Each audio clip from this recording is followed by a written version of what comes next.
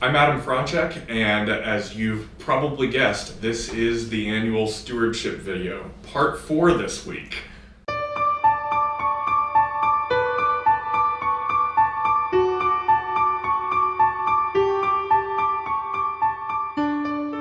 You know, I was fascinated when the stewardship committee chose this verse from 1 Peter as our stewardship theme, because 1 Peter is this obscure little book in the back of the Bible, and most people know nothing about it, but it speaks to what we are about here at Knox. It's about the interaction between church and culture, between what it means to be a person of faith and live in the world. People at Knox are doing that every day, trying to figure out life with their families and friends and loved ones, and also trying to figure out how to navigate and make sense of the challenges of the world.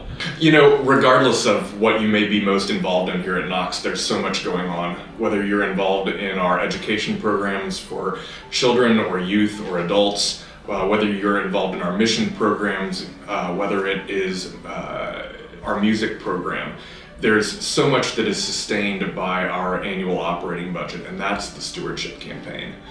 When you look at the campaign for tomorrow, it's really a reflection of a couple of things that I've heard over and over again in the last 2 years.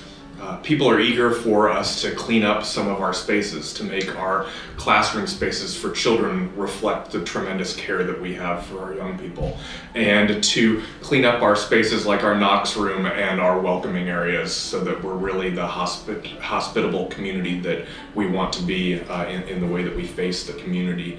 I've also heard over and over again, Adam, we've got to increase our mission giving. And the campaign for tomorrow puts into sharp focus a couple of mission initiatives that people here at Knox have been rallying around for years, and it puts the financial backing that those programs need behind them. The beautiful thing to me about the focus we have around Third Church in particular with the campaign for tomorrow is that this is not something that dropped out of nowhere. We have probably between 20 and 30 volunteers every week, different people who go over to Third Church and are involved in relationships with that community.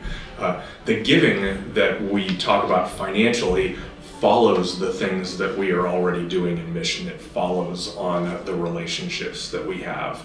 God is always thinking a little bit bigger and bolder than we are. I hear over and over again, I see every day people who are deeply committed to the life of this wonderful community in Hyde Park.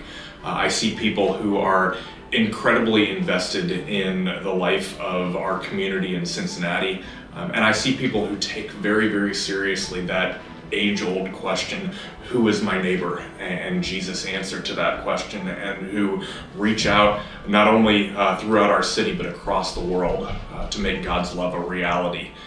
So we have an opportunity this year to continue to sustain the good work of our community, our nation, and our world in very, very important ways. I hope you'll be a part of it.